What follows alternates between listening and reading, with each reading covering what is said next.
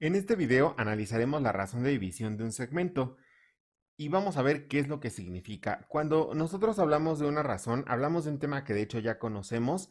Cuando vemos aritmética se habla un poco de razones y proporciones.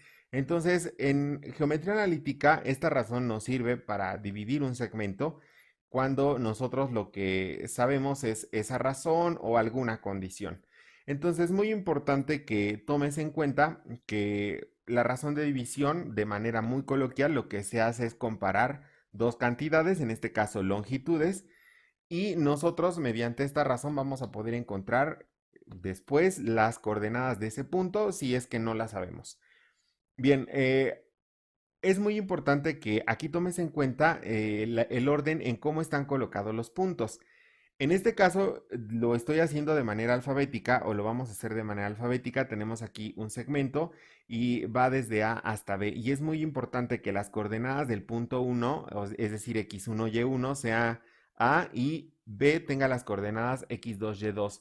Cuando calculábamos longitudes de segmento, eso no era relevante, pero ahora para dividir el segmento sí lo será. Y vamos a ver un ejemplo.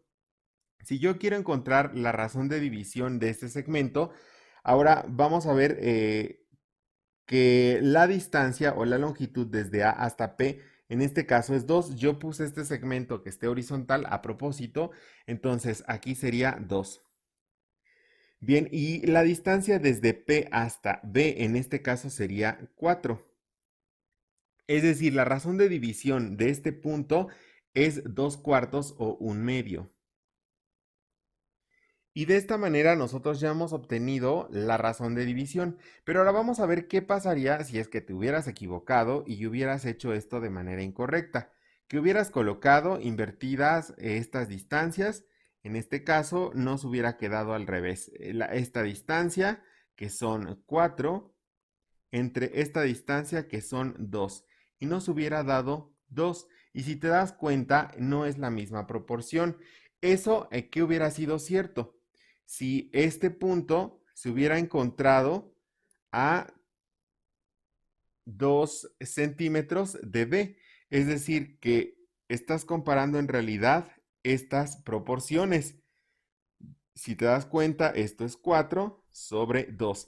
Entonces, súper importante que los pongas en orden, ya sea alfabético o por orden de prioridad o de acuerdo al contexto del problema para que la razón de división sea la correcta.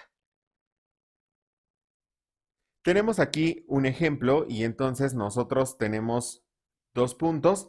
Ahora no tienen nombre. Yo los voy a colocar en este caso en estricto orden de izquierda a derecha. Voy a decir que este va a ser el punto A y este va a ser el punto B.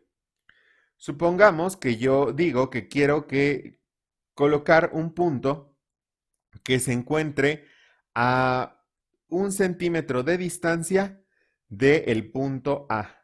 Aquí en este caso, pues yo muy fácilmente podría decir que este punto se encontrará aquí, está a 1 centímetro de distancia del punto A, lo voy a llamar P y voy a encontrar la razón de división. R será igual a la distancia desde A hasta P, que en este caso es 1, sobre la distancia desde P hasta B, que en este caso es 8.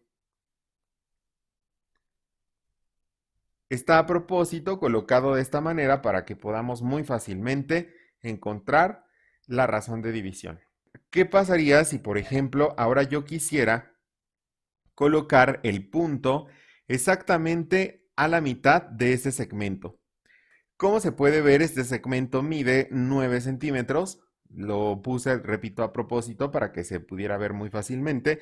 Entonces va a quedar más o menos por aquí el punto. Lo voy a llamar ahora M para cambiar un poco y que sea diferente. Pero bueno, es exactamente lo mismo.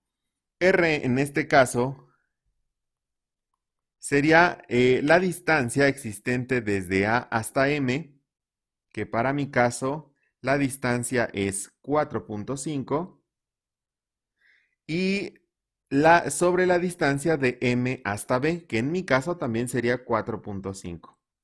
Y aquí como podemos ver, lo mismo dividido entre lo mismo nos da 1.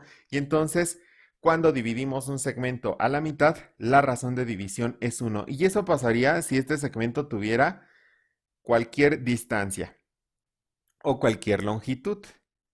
Tengo en pantalla un segmento y imaginemos que tenemos ahora la situación de querer colocar un punto que se encuentre separado de A 3 centímetros.